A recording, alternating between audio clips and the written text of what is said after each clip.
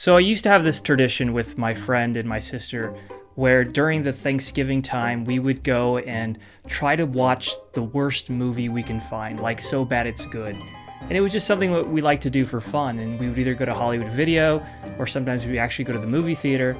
But back in 2005, we happened to be at the movie theater and we said which film would fit this category. And there was a movie out called Rent.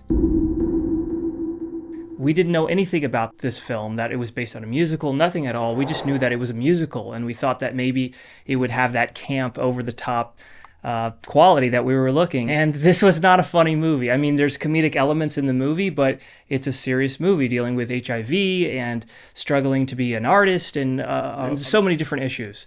And it just washed all over me because I knew who I was at that point in my life, but seeing, queerness on the screen like that was just lovely. And I just fell in love with this movie. Throughout the years, I've always held this film close to my heart because of that experience that I had of finding out and seeing queer people on a screen so young.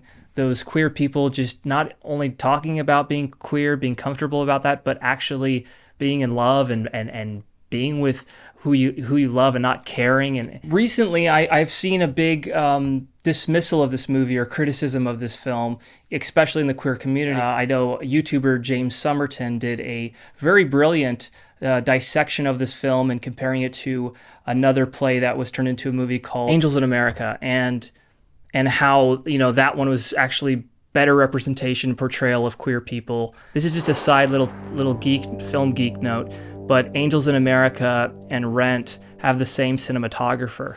And it's a really interesting deep dive that he does, but I will always defend this movie. And I think a lot of the criticism of this movie is looking back on it in 2023 lenses and seeing how it fit in the historical context of the times, especially with the HIV epidemic that was happening at the time. But a lot of the criticism of this movie just misses the point completely. Back when I watched this film, I didn't know what any of these terms, cross-dresser, I knew bisexuality, but I was just very new to this stuff.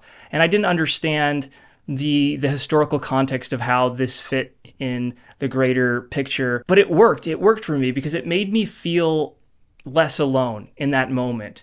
Even though it hit maybe, and it's a word I don't like to use, but problematic now. Back then, I'm sure it was transcending. It was revelatory for gay people and queer people, especially when the original play came out in the 90s. They craved some kind of validation, and I think when I saw this movie, that's what happened to me. Is that I saw that I was in that movie somewhere. That there was an alternative life that actually was viable. And just seeing that, even though I didn't know the context of it, how the characters might not be the best representation of queerness, just seeing that, that made me feel great. It made me feel less alone. And that's why I'll always love Rent. I'll always love how it made me feel that time. There's this really great quote that I always remember that Maya Angelou said, and to me it represents movies as a whole, really, that sometimes you don't, and I'm paraphrasing, sometimes you don't remember what a person said or what a person did, but you'll always remember how they made you feel. And I think that applies perfectly to movies, that we don't always understand the plot. Sometimes we're too young to understand. Sometimes it just completely goes over our head, but we'll never forget how the movie made us feel. And that's what Rent did to me.